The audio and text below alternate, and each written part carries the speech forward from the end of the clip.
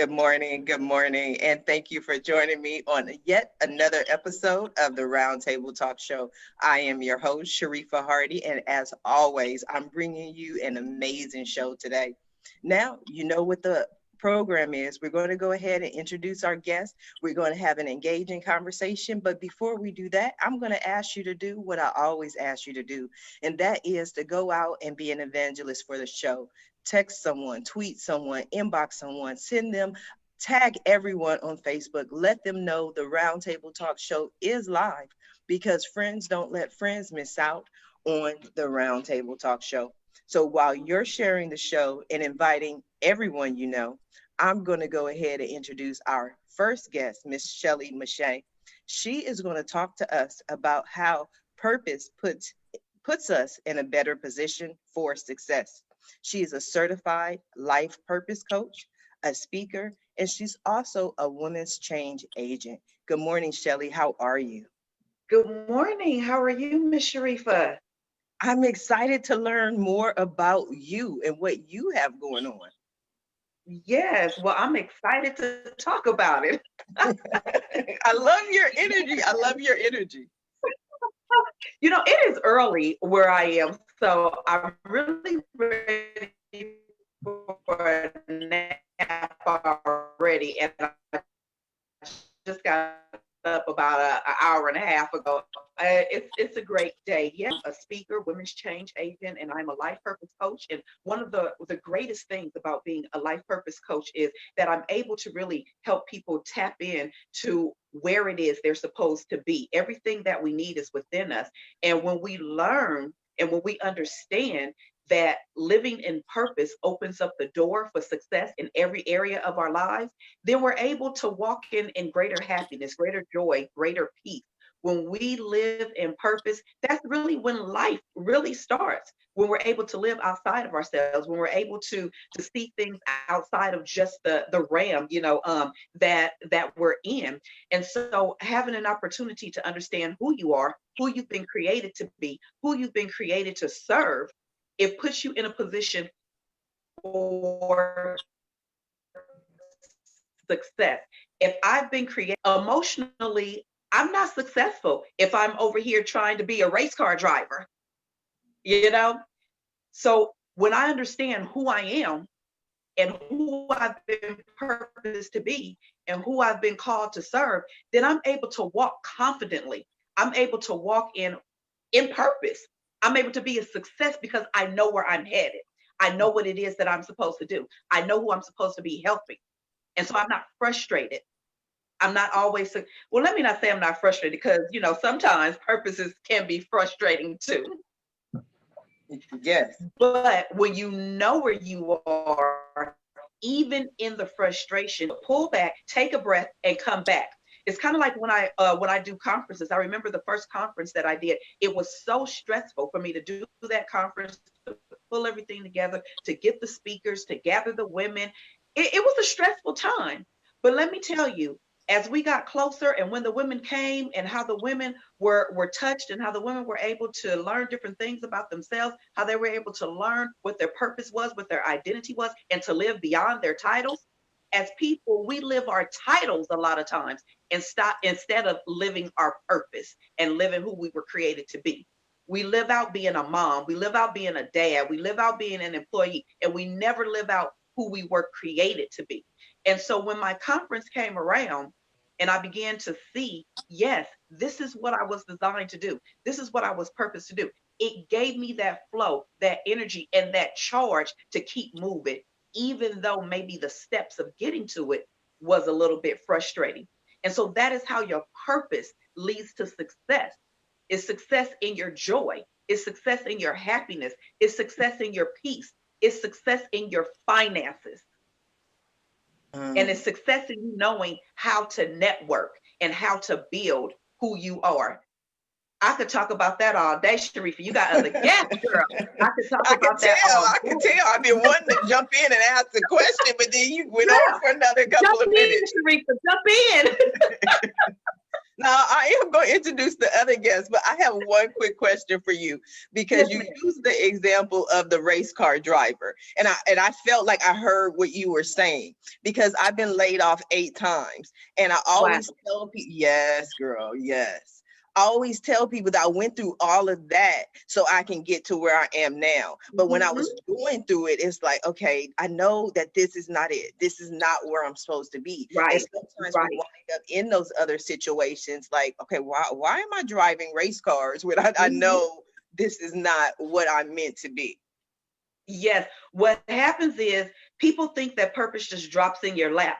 But Mm. just like what you said, there are a lot of no's and a lot of and a lot of what that doesn't connect to who I am before we can find sometimes the things that connect. I always encourage people, don't run away from the no. Don't run away from the things that aren't working. Check that off the list to say, this is not what it is, but this is what I enjoy in it. So no, I'm not supposed to be a race car driver, but there's a certain type of adrenaline that I enjoy. So maybe adrenaline and that type of activity like is a part of my purpose. Let me keep that on the side and see when I do my next thing, do those things connect again? Because maybe that's a part of my purpose.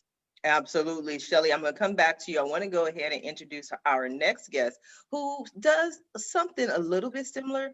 She doesn't help people find their purpose, but sometimes what they enjoy to do, what they do becomes their purpose. When you work with Miss Sarah Rogo, she is known as Rogo the Wild, someone that I believe the world hasn't been able to tame. She's a musician.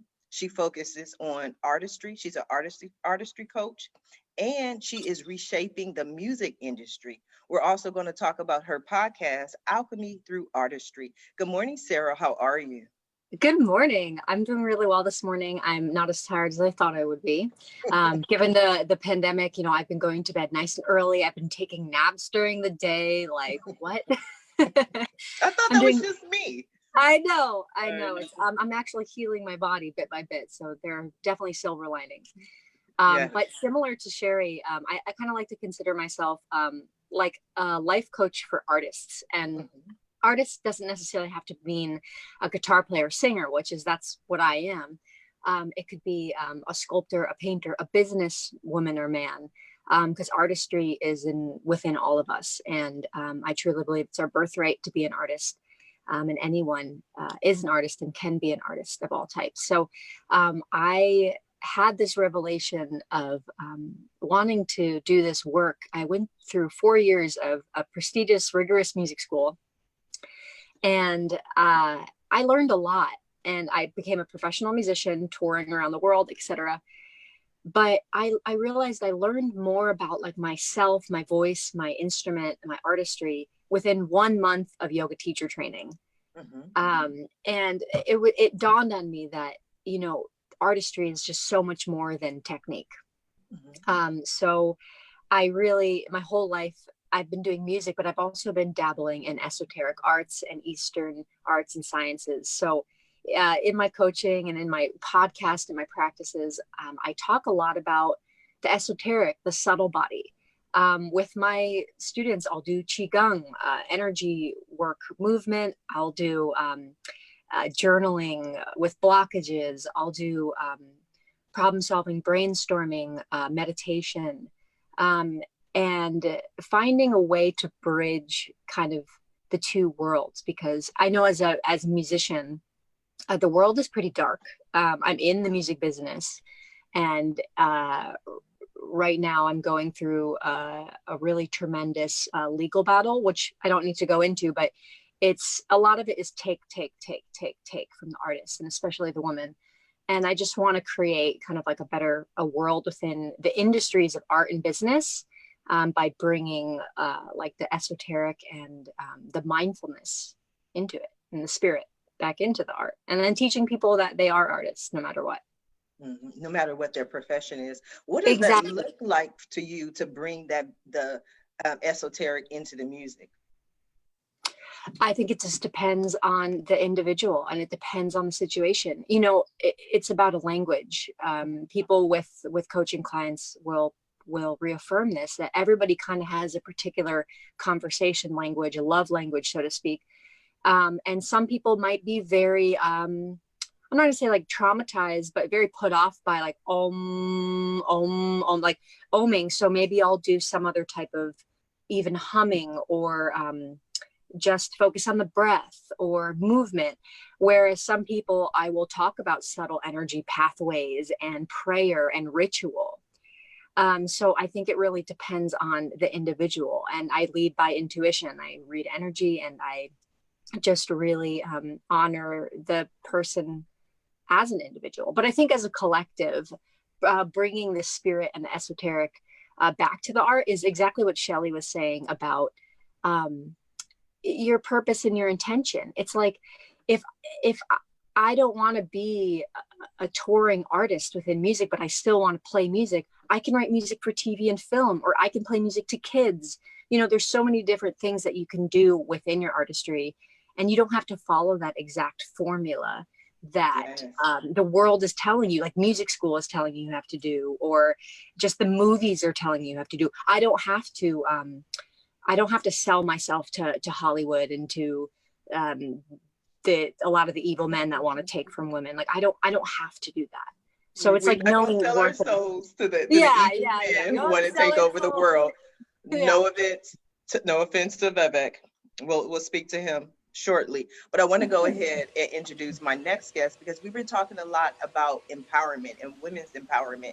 And when we get to a certain age, we often believe that we are set in our ways, our career is what it is, or whatever our lifestyle is. Maybe we've been a stay-at-home mom, a stay-at-home wife, and maybe when we want to change our lives. I want to go ahead and introduce our next guest, Miss Shelley Meche'tte. She hit refresh. That's her company. She hit refresh. Seppi focuses on starting a business late in life. And when you see this young lady, you're going to ask the same question I asked. How is this late in life? Good morning, Seppi. How are you? Good morning, Sharifa. I'm great. Thank you so much for having me on. Yes, I'm going to dig into that. So yeah, I founded She Hit Refresh in 2017, and it's a community for women aged 30 and over who want to change their life in a big way through travel. And basically what that means is women who want to move abroad or quit their job and travel long term. And so I started this because I did this myself. In 2015, I moved from Austin, Texas to Madrid, Spain. I left a great job. I had a good life, but I felt like my good life was getting in the way of a great life. I just wanted something more. And so I kind of just put it all behind, found a tenant, sold my car, packed up my bags, and moved to Madrid without knowing anyone, and reinvented myself. And so my community helps women who want to do that as well. And that's where the idea came from, just having friends asking me, how did you do that? How did you know what to do? Were you scared? What about your career? What about meeting someone? What about kids? All of these conversations that were coming up. When I looked online, there just weren't resources for this to turn them to. And so I created a community that has now grown to over 6,000 women around the world that we help who want to make a big change in life through travel. And so when I moved here in 2015, I was 35. Now I'm 40. And it's been a great ride. And part of my discovery, you know, moving abroad, I came here, taught English in Madrid, and wanted to figure out what my own purpose was. So when Shelley was talking about finding your purpose, moving abroad allowed me to play with my identity and my interest in a way that I couldn't do in the US. And I discovered my calling was to help other women do what I did. And so just a few years ago, I started my own business at 37 years old. Congratulations. And like I said, when I saw the bio, I said, I'm expecting this gray-haired little old lady, senior citizen, coming out talking to me about starting a business later in life. And I'm like, I see Seppi, and I'm like, Seppi, is that? I don't know. I'm not making a connection. But I do have two quick questions for you. Number one, why Madrid? And number two, how many people said you were crazy? Why Madrid? You know, it's just, I don't know if anyone has ever had that feeling, but traveling the world, Madrid just felt like home. There was something here, the energy in the city that just felt very, very familiar. And I had been here prior, and I just knew I wanted to move to Madrid. So that's why Madrid. Also, Spain is an amazing country to live in. How many people thought I was crazy? A lot of coworkers did. A lot of people who were on the conventional path thought this was a wild idea and thought it was something that you do when you are in college, when you're a gap year student. They couldn't understand how someone in their mid 30s wanted to make this big change. And so, while 30 is relatively young, I mean, we work with women in their 40s, 50s, 60s, and even 70s who want to hit refresh. She said 30 is relatively young, but 40s, 50. I'm 44, right? So I'm taking I need you to go start at 60 or something, like start a little bit higher for me, at least in my presentation, because I'm feeling a certain kind of way right now. Me too. 40s is still young. I just joined the club and I feel so young. So 40s is still young. Thank you. Thank you. Thank you. Starting late in life. Great club. Thank you. Let her know, Shelly. Let her know. 40's wonderful club. Zebby, you also have a podcast. Let's talk about your podcast. Yeah, so the podcast is also called She Hit Refresh, and it's where we dive deeper into the conversations that we're having in the community. So we just launched season 3, and my co-founder and I, we had conversations, some really tough conversations. She is still in the US in Austin and wants to move to the US. And we talk about things about, why do we get stuck in life? Why can't she get out of there? What's so hard about that? Talk about, dealing with parents who are aging and how that may limit us, or how that's an extra responsibility that we have. We talk about grief. We talk about real world problems that we're dealing with. We talk about dating, what it's like to be a woman in your 40s. Do we want to get married? Do we want to have kids? How do we feel about that? We talk about all of those things, conversations that women want to have, and they may not have a space to talk about that. And in addition, another conversation that comes up a lot in the book is, how do I move to Europe? Americans want to move to Europe and they just can't figure out that leak of the visa, because it's great to want to go and there's so many great places, but if you can't get a visa, you can't move there. And I just launched a book on that called I'm Outta Here, an American's Ultimate Visa Guide to Living in Europe, to help people and show them, look, there's 16 countries that you can move to. It's pretty easy. And there's over 50 visas that can help you make that move. And we talk about that a lot on the podcast also. I'm out of here November 3rd, just to let you know. Okay. I'm out of here. I'm going to come back to you, Seppi. I want to go ahead and introduce our next guest, Miss Clyve Rose. She also has an amazing story. She is the author of historical romance fiction. But what's so interesting is she often bases her characters on actual historical personalities. Good morning, Clyve. How are you? Good morning. It is very early here, and I appreciate being part of the over 40 club. I love my 40s. There you go, Seppi. Yeah, I'm not complaining. We're all young on this platform today, so. Yeah. That's right. I've refreshed my career at least twice, possibly more, in my life. So I had a birthday this week, so my age is topical for me right now. Well, happy belated birthday. Thank you. Thank you. Yeah. So tell us about yourself. Well, I am in my 40s. Thank you. I have been writing for about 20 years, but for a lot of that time, nobody knew I wrote. I built a corporate career, quite a successful one. And you talk about purpose. It never really fit. It did not fit. It was like a badly made dress or something.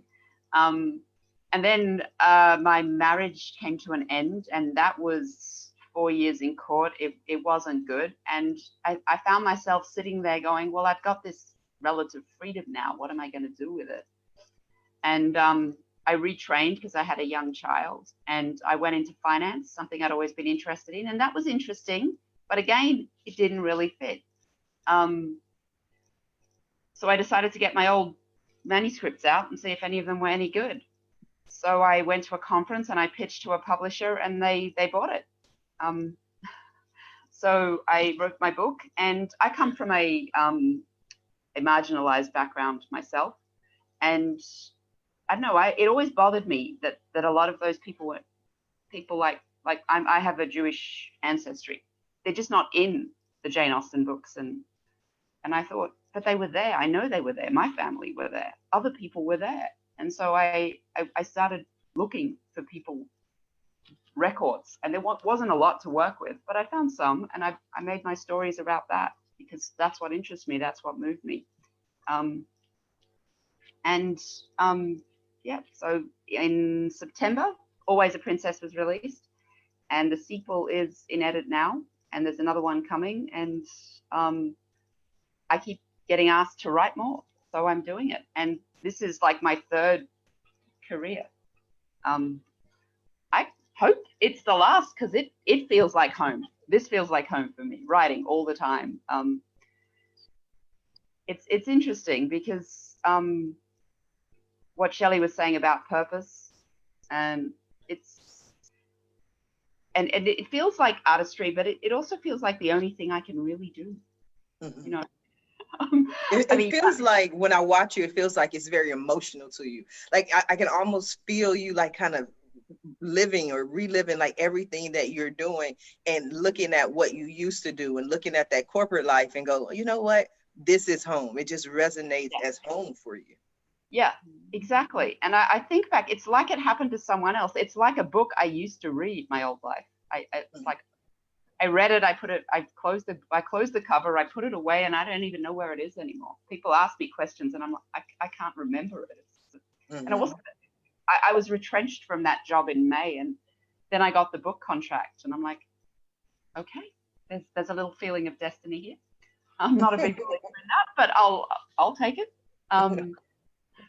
We're going to ask Sarah about destiny. That's one of her favorite topics, I'm pretty sure. Clyve, I'm going to come back to you, but I just want to bring our next guest into the conversation, Mr. Vedic Sharma. He is the CEO and co-founder of his own gourmet fruit company, and he explores the connection between luxury and nature. Good morning, Vivek. How are you?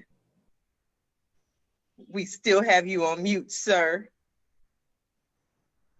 Got to get Vivek back into the conversation. Hi, good morning, Sharifa, and thank you for inviting me over. It's again very interesting to see such a diverse and type people in the conversation. I'm a food industry professional, and I worked for almost 25 years, and most of it is at a very senior level in the food industry. And I traveled all around the world. We tried different things, we do different things.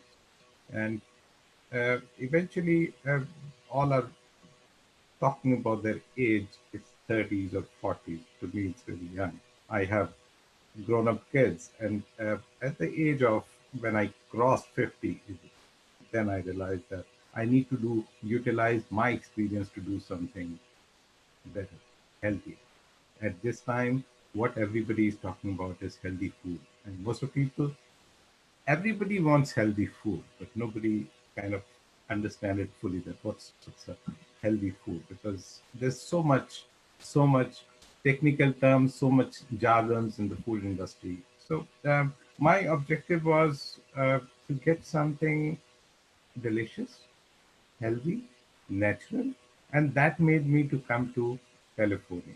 And I'm in the central California, which is a kind of, it's all farms here, it's all dried fruits, it's all nuts, it's all apricots, figs, and dates, and almonds, and pistachios. So what I do is I assemble these products and make them as a gourmet offering, very natural, no chemicals, nothing, absolutely. That's the sole objective. It's a very purpose-driven company. So I don't know how commercially successful this company is, but yes, the purpose is pretty much defined. And what we do is we make very nice gourmet, delicious offerings for everybody, which appeals to everybody. And that's what we create here. And we try to create it with everything what's available naturally. And most of it is from the region. The Central California is a fruit basket.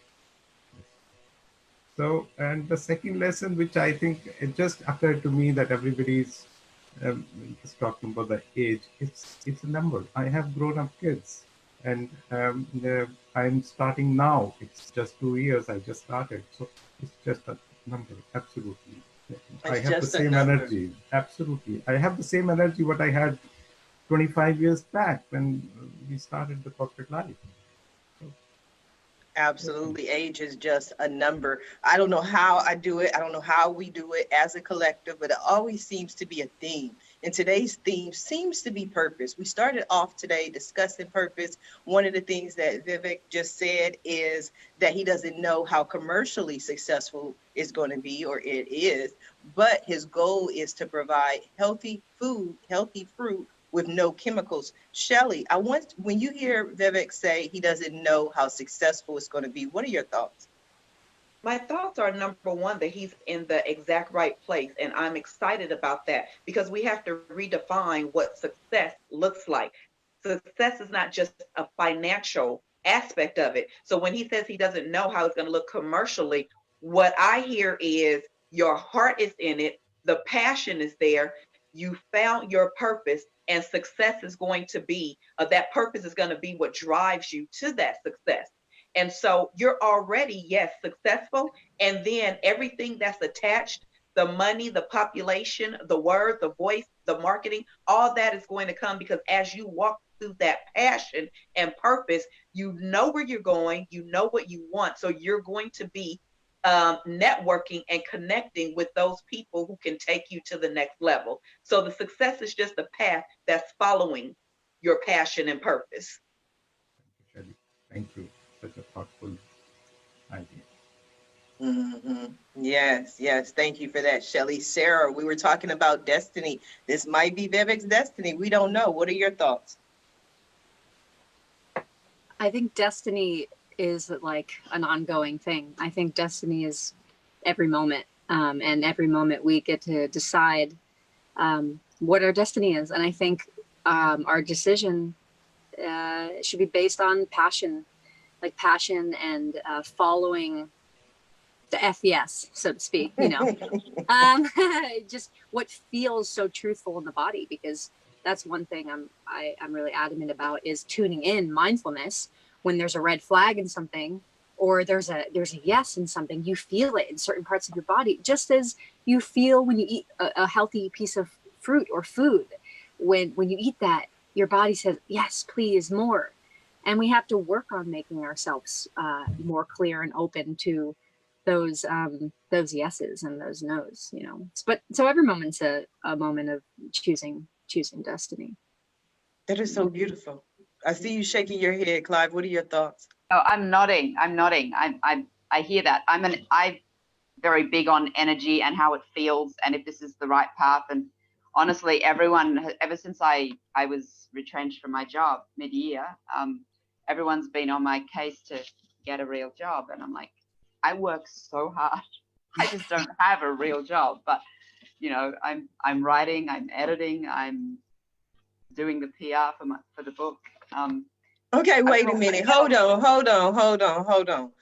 I just want to make sure I'm clear. Are people still giving you a hard time, or this is something they gave you a hard time about months ago? Because I'm ready to call these people up and tell them, talk to them personally and tell them I said to leave you alone. Because you said that your manuscript just got picked up. Do you know how many lifetimes people have to live before somebody's manuscript actually gets picked up, or they do years and years of self-publishing different books and nobody notices, and you come out easily right out the bat with a successful book and people are like, get a real job. One of the things that my dad told me, and I have to work with it sometimes, after I was laid off and I started working full-time on my company, my dad said, you have to change your mindset from thinking unemployed to self-employed.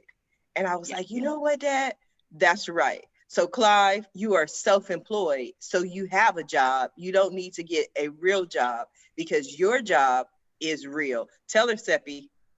Yes, 100%. I mean, the women in my community, a lot of them are leaving the conventional work world, and people around them, their communities, their families, their friends are questioning if that's a really good idea, especially later in life. And we talk about that in the community, like, what does success mean to you?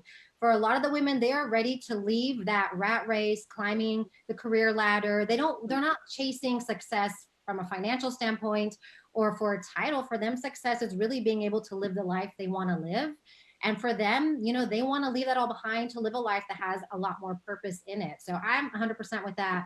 And I always say it's never too late to make those decisions. It's not that you have a window that you have to, you know, make that decision. And if you should go down the conventional or not, you can do that at any point in life. And you should honor that within yourself. If there's something in you that is constantly coming back to you and telling you, like, I've always wanted to write, I have that book in me, I want to get out. But for me, it was like, I just want to live abroad. It's like, honor that, because that is a sign, that is something that is calling you that needs to be expelled. Yeah, it's similar to what Shelley was saying. Oh, sorry. No, it's okay. I was just saying, similar to what Shelley is saying, just like we're working on breaking just the stigmas and roles, you know, within society. I think when the people are trying to pull, me back, I can feel their fear. And it's their fear that they want me to respond to. And I'm like, I'm sorry, I get that you're scared for me and around me and about me, and that's because you care, but that fear is yours, not mine. Exactly. I have plenty of fear of my own that I call them head demons, those little naysaying voices. And I'm like, I'm a writer, and some of the stuff I write is a bit paranormal fantasy. So I'm like, give me my sword, I'll take care of my own head demons, but I'm not going to take on yours. You deal with that. And if it makes you uncomfortable that I'm not sitting in a corporate office, not that anyone in Australia is doing that anymore. I'm sorry, you can have to deal with your own head demons. They're not mine. I'm gonna hug you. I'm gonna send you a virtual hug. I'm sending you light and love and everything. I just really do. Shelly, you were going to say something, I believe. Sorry. Yeah, I was gonna say, and I hope I have it right. I think it was Stephanie. Oh, I'm sorry if I have that wrong. I was gonna say I wanted to piggyback on the fact that there's never a wrong time. It's never too late to try to walk in that path and discover who you are. And she was talking about, you know, if something has been on you for so long, that's something you want to look into. Especially as women, we push those things aside. We're like, I've always wanted to bake. I've always wanted to have a bakery. And then we become 35, 40, 45, and we say, well, you know, that's for when I was young. You know, if I was younger, or this would take so long, or this, guess what? If it takes you 10 years, if you're 45 and it's going to take you 10 years to start that business, guess what? 10 years is still going to pass no matter what. So you're still going to be 55 in 10 years. Why not walk out the passion, the purpose, the desire that you have and see where it takes you? The only thing that's going to be wrong about it is if you don't step out and try it. That's it. We're so afraid of getting the no. We're so afraid of things not working that we sabotage the possibility that it will. Absolutely. And another thing on that same aspect that we tend to do is to not believe that we can earn a living. And it's especially artists, because a lot of artists don't get recognized until after they passed on, or people in general. We feel like, okay, this is just a passion project, and I don't deserve to earn a living from it. One of the things that I often talk about on the show is I have a cousin, very successful. He's actually a news reporter in Columbus, Ohio. You know, successful, but when he was 9 years old, when he was a kid, he used to walk around the house with a spoon and interview all of us. You know, that was his thing as a kid. And so we always knew this is what he was going to do. He's not one of those people that all of a sudden found his way. So I always talk to people about what is it that you've always done. And I've always wanted to be one of those people who knew, oh yes, I always wanted to be a doctor. I always wanted to be a lawyer. I never knew what I wanted to do, but I'm a talk show host, and I was always that kid that was always talking. I just talked, and my mom was like, girl, if you say one more word. So I was like, but why, Mom? But why? But why? But why? My kid's like that. You would like her. She wants to be a lawyer. She's always asking questions. But we forget that. We forget that, Sharifa. When we get to living our titles, we forget that when we were young, we enjoyed just running in the rain. And we forget that, oh, there's things that are attached to just something as simple as running in the rain. How did it feel? What is that connected to? Because we learn as we get older, there's responsibilities. That's, you know, leave that for kids. You're 25 now. This is what you should be doing. And so we begin living out those titles, and we literally forget the simple things that excited us And those are the things a lot of times that are connected to our peace, our passion, and our purpose. Yes. Vivek, are those connected to your peace, your passion, and your purpose? Yeah, pretty much. I would like to add a very different note here. Uh, Whether we are self-employed or we are working for somebody, basically in both the cases, we are self-employed. People who work for the companies, if they like what they're doing and they grow with it and they're involved in it, that's pretty much self-employment. For some people, self-employment is a different meaning, but I take it that way, whether you're employed by yourself or by anybody else, as long as you like what you're doing, that's pretty much it. Yeah. Do you like what you're doing? Oh, absolutely. I know. I've been enjoying even my professional career as working for somebody. I work as if it's my own, so it's a passion. That means you take more pride in it. You would do the Absolutely, same thing for someone else's company that you would do for your own company. absolutely, absolutely. Yes. So your gourmet fruit, where can we obtain some of your gourmet fruit? I don't have any physical store, but it's available online, and that's I have my online portal, and we do have very exciting recipes for the winters now. Very exciting time for all of us. It's a fall, it's a Christmas time, and it's Hanukkah. So there are so many things coming up now. So we have online store, which is a very difficult name. So probably you can, I can just spell it very slowly. For it's called LAUMIEREGOURMET.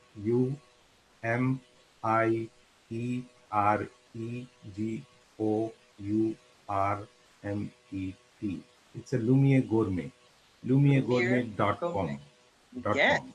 So It sounds probably, fancy. It yes, sounds fancy. yes. So and I'm sure people will. I'm getting very good reviews about it. I'm very happy that my work Good is there. reviews are important. What kind of reviews are you receiving on your book, Clyde? So far, good. I need more reviews. Apparently, if you don't have, you need 25 reviews to have Amazon's algorithm push you up the list. But I'm pleased. I know I've got more reviews coming because the books are in the hands of reviewers at the moment. I'm going to hold it up if that's okay. But it's interesting because in a lot of romance writing, we have Clyde, I don't mean to cut you off, but that's what I tend to do here at the Round Table Talk Show. You shy, aren't you, Clyde? We gonna need that book back. You just this is what you do. Clyde held her book. Said this is my book right here. I'm not shy. I promise. I'm really not. It's interesting because one of the most important things that when you're romance is a formula, basically. Romance writing. They have a formula, and one of the most important things is the moment where the hero and the heroine, or if you're heroine, or if you're doing same-sex romance, whatever, is where they change their purpose. The other person becomes a part of their purpose, and it's the journey that they go on is interesting. But the fact is that for a lot of the story, especially mine, because it's historical and it's written in a time where people were felt much more pressured by social mores and societal codes than we do. Although, frankly, I think that those codes are always there. I don't think there's ever a time people don't feel pushed and pulled by the world around them and have to fight to give their internal soul a little bit of space. And it's about choosing self-empowerment over giving up that power to the world around you. I think that's a big part of everyone's romance with themselves, is choosing you. And living your purpose is about choosing you, and all the voices around you and going, yeah, you've all got your opinions, but can you shut up and back off? This isn't about you. And that's a really hard thing to do, especially with family and colleagues or ex-colleagues looking at what you're doing and going, but no one in their right mind. I'm like, yeah, then I'm just crazy. Okay. Call me crazy. I'm happy. Are you happy?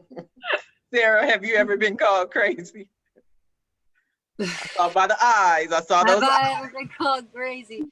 Well, I mean, okay, so honestly, even as an artist who, or a human who has some type of new or innovative idea, or honestly, being a woman, a lot of the times, especially being a woman artist, like, especially for speaking your boundaries, and especially within the music industry, I'm dealing with, right now I'm dealing with a certain man that I have to create boundaries with, a music industry professional, and turns out true colors show, and he calls me crazy and delusional and all this stuff. And when I was 5 years ago, I would have been so beaten down by that, but now I'm just like, huh,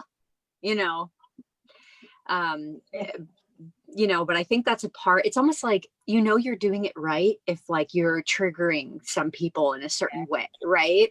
It's like, I mean, whether it's like my artistry coaching or my music industry ideas, or even my music itself, there's always going to be people who are so intimidated by me, whether it's the things I'm saying or whether it's my talent, and they're always going to try to take you down because that's their ego, Yes, Seppi. Yeah, I think that's why it's so important for those of us who want to live outside the box, outside of the conventional life, to find a community where you can find people who are going to empower you, who do not say that you're crazy, who actually build you up and echo what you're saying. For us, I know for She Hit Refresh, what makes it a magical place is that a woman can come in there, 47, wants to leave her job and do something that she thinks is crazy and that everyone in her life is telling her is crazy, and see thousands of women who are doing what she wants to do. And she realizes, oh, just my community doesn't do this. That doesn't mean that this isn't done in the world. So whatever your path is, and with the virtual world and now, online communities, you can always find somebody or a community that is doing what you want to do. And once you step in there, it's so liberating and empowering, and it allows you to have a different perspective on what you want to do with your life. So in She Hits Refresh, do you have to have the travel aspect? What if you just wanted to get out of your corporate job and start your own business? Yeah, so travel is the through line in it, but we have so many women in the community that want to just change their life, and it doesn't just have to be through travel. So there are women who maybe just want to move to a different city, or like you said, change careers. We have a lot of those women, a lot of corporate runaway stories, and women who maybe just want to do like a van life. So it's not always just moving abroad or quitting your job.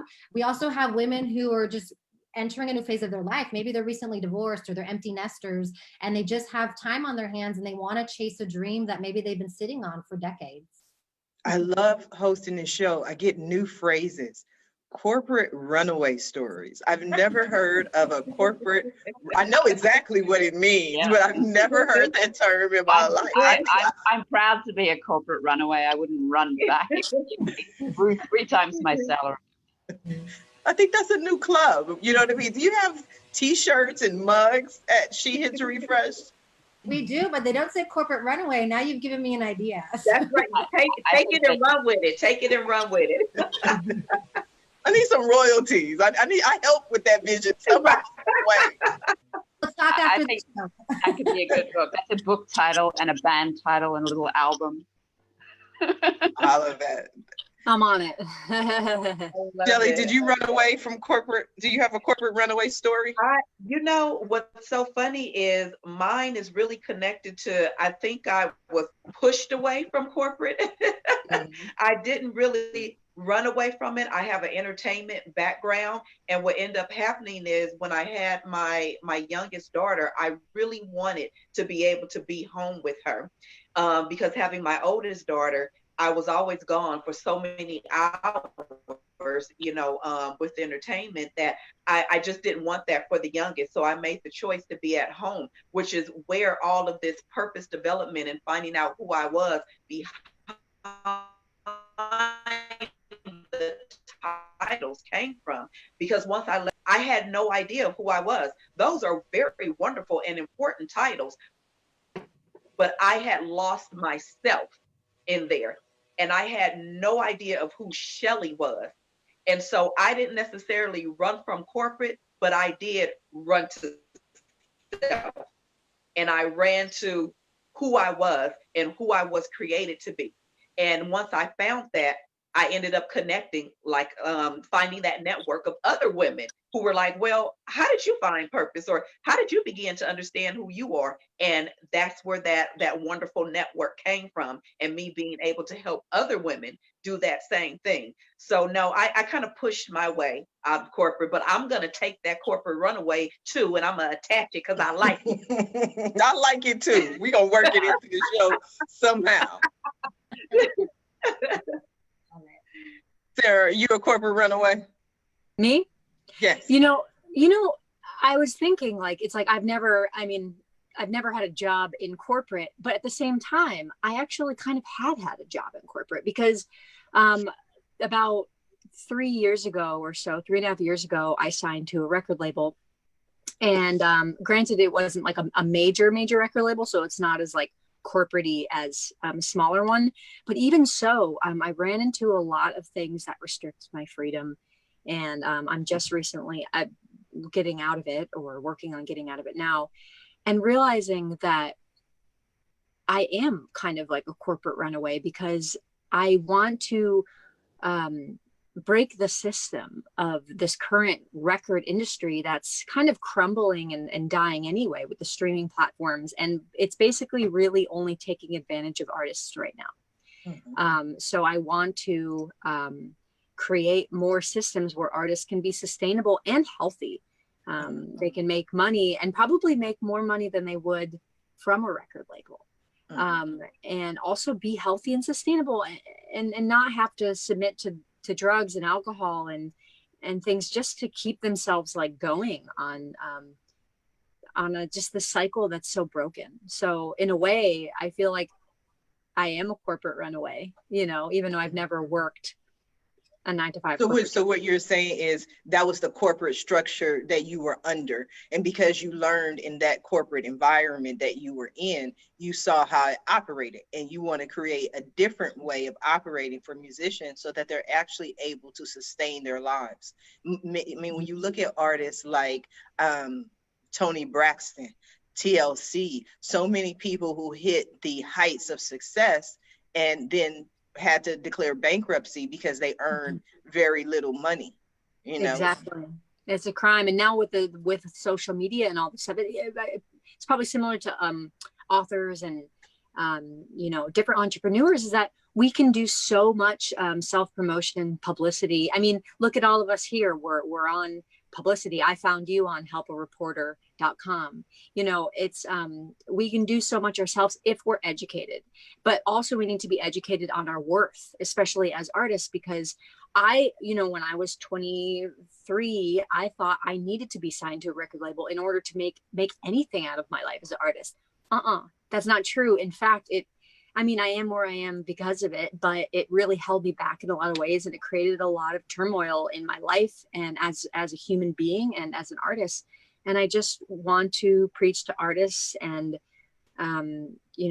entrepreneurs that they don't have to completely sell themselves out, or if they do, be very mindful about what you're signing and what you're getting yourself into in terms of partnerships. Follow red flags, really follow the yeses and the nos in the body, so you get into situations that ultimately honor your highest purpose. And we need to remind ourselves that it's not, things are constantly changing, especially right now. So nothing is what you thought it was. So think fresh. Think fresh, because you get to create your reality.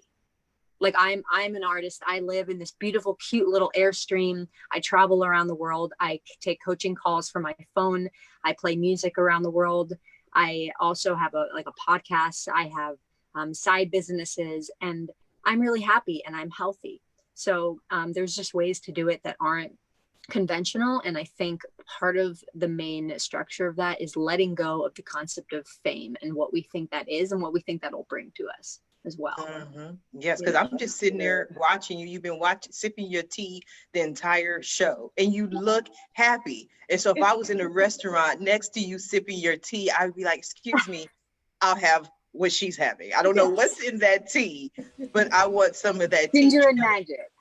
Yeah, Shelly, was it just me? I mean, you know what I mean? Like when Sarah speaks, she says I'm happy, but you can tell she's It's happy. calming. Yes, it's calming. It's her being set where she's supposed to be. And she's not, here's the thing.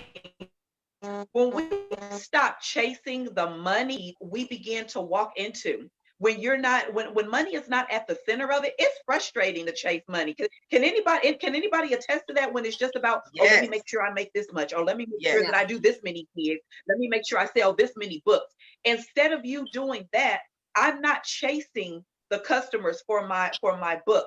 What I'm doing is helping people understand that there is joy in you finding who you're supposed to be. And when I express that message, because that's what's within me, then people come to me saying, hey, do you have a book? Hey, can we get find out a little more? And the answer to that is, yes, I do have a book. And you can find it on Amazon, 70 Days of Happy. Life is better when you smile. But the thing is, when we stop running after that, and we really begin to live in who we were created to be, all of the people that are supposed to network with us, all of the people who are attracted to what it is that we have, they are going to come because they're going to feel exactly what it is that you're purposed to do, because it's what they're desiring. So yes, Sarah's over there laid back, honey, with her tea, enjoying the day. And and I'm sitting over here like, yes, yes. But also, I mean, and you can all test this too. It's like, I'm so happy, but being that true happy means that you have to confront your shadows and work with your shadows. Like just the other week, I was collapsed on the floor, sobbing and crying to God, like, please help me. But, it's like, happiness is like an all-encompassing thing, and joy is also meeting the struggles and the hard times and the darkness, because in order to truly follow our passion and our purpose, we have to meet the demons, right? We have to meet those. So it's like learning how to do that in a very mindful way, where we're not like attached to it, and we just like view it, work with it, and like move back to joy, And you have to be able to move past this. Like I said earlier, finding purpose doesn't mean that there's no frustration.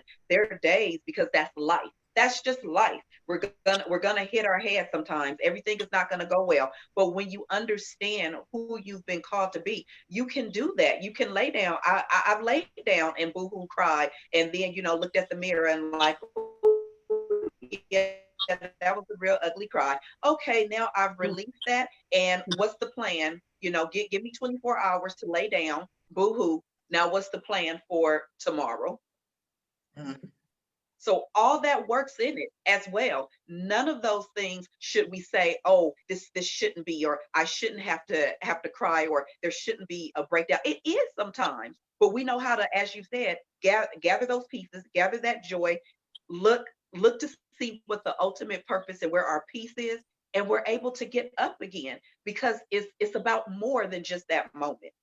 Yes, absolutely. And Sarah, I want to thank you, and Shelly, I want to thank you as well for both of you being so vulnerable, and even saying that there were days and there were times where I cried my eyes out and bawled, because when we're looking at you, both of you, all of you, actually, we only see the happy. That's all we see. And so we're like, okay, well, their life must be perfect. They must not have any problems, any drama, any trials. You know what I mean? Yeah. That's what people tend to believe when we see so many happy people. No, so much drama. Yeah. Yeah. Drama everywhere. Drama city. It's about letting things go. I don't think you can soar. Like, I always think of it like an eagle carrying a lot of heavy rocks. You got to drop stuff. You got to let it go. That's good right there. And sometimes you let it go by crying it out. I remember after my divorce, I got sick. I got really, really sick, and I just had this sinus infection that went on for like 3 months. And one of my friends said, well, it's an interesting way to release him. Some people do it, through going to gym and sweating. You do it through snot. Good for you. Yes, it's a whole lot of different ways. Now we are coming down to the last few minutes of the show, and what I love to do at the end of every show is just simply allow my guests the opportunity to speak directly to the audience, to everyone who is watching this show live, as well as everyone who is watching it in the archives, and simply let our audience know what you want them to take away from your appearance here today. And we're going to start with you, Vivek. I didn't get your question 100%. Just repeat your question. What you What said? do you want people to take away from you being here? What do you want to tell them? I think I would add a very important point, and that comes from my experience also, and from my passion also. Wonderful to have passion, and you mentioned about my favorite band, TLC also, and the fate of anybody for that matter. It's good to have passion. It's great to have passion. We all should live for passion. But a very important part of the whole thing is a very disciplined approach to it. And disciplined approach to your passion is what you enjoy the most. The passion we should be passion driven, a very systematic approach to it. And that's my take. Absolutely. Yeah.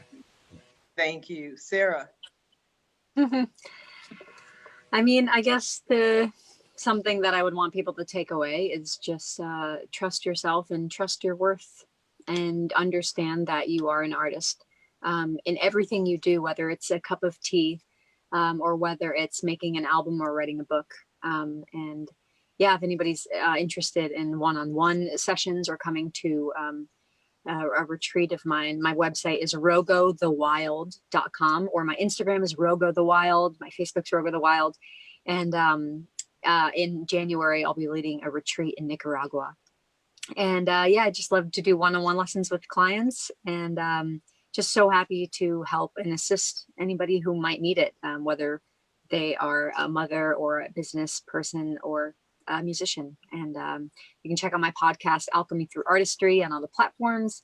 And just super happy to be here. Thank you so much for having us. You are so welcome. Super happy to have you here. So Seppi, anyone in your community interested in going to Nicaragua? Maybe, probably. So Sarah, come join the community and post it up. I'm under 30, unfortunately, but soon. Well, once you get on the cusp, come join us. Okay. Seppi, what do you have for us? I just want to reiterate what I always say, that it's never too late for you to hit refresh. So if you have that dream you've been sitting on, just take action and make it happen. And for anyone who is serious or has just thought about moving to Europe, but just thought it was just like a crazy idea and could never happen, check out my book, I'm Out of Here. You got over 50 visa options to make it happen. And if you want to leave November 3rd, you got an exit strategy. Check it out on the website, shehitRefresh.com. They can't leave until November 5th because I need the airport to be clear when I leave. I don't want to wait in line behind everybody else. Clyve, what do you have for us? I have that love is love is the most important power in the universe. I think it's the strongest power, and not just love between lovers, but love for yourself as well, and make a difference to yourself. My book is Always a Princess. It's available on Amazon. It's historical Regency romance, and there's more information on my blog at www.clyverose.com. Have to check it out. Thank you, Clyve. Shelly, go ahead and take us out. Yes, first of all, thank you so much for the opportunity to be here. And as it has been stated before, it is never too late. And that is what I want women to know. It is never too late to find your passion. It is never too late to find your purpose. It is never too late to find your voice. And in order to do that, we must first find self and what makes us joyful, what makes us happy, what gives us peace.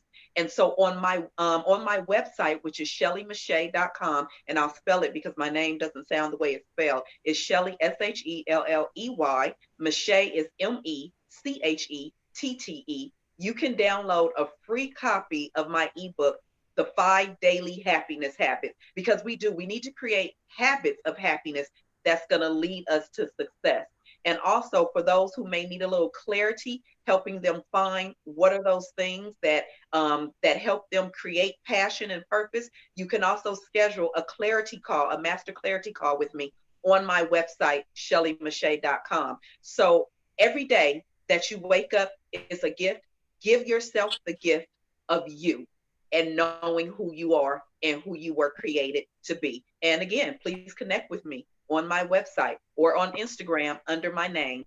I like to keep it simple.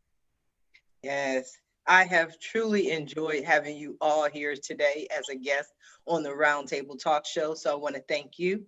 I also want to thank everyone who tuned in to watch the show live, as well as everyone who is watching this show in the archives. Just because you didn't catch the live show doesn't mean you are not important. We still appreciate you. We appreciate your comments. We appreciate your support. We appreciate you sharing the show. Just because it wasn't live doesn't mean you can't share it. Whether you're watching it 4 days from now, 4 months, or 4 years from now, it doesn't matter. Please go ahead and share this show with your friends, your family, and your network.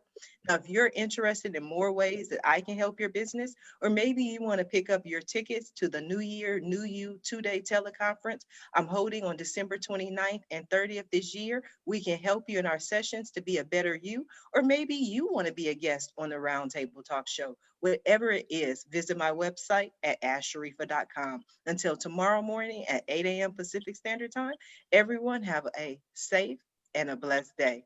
Bye now.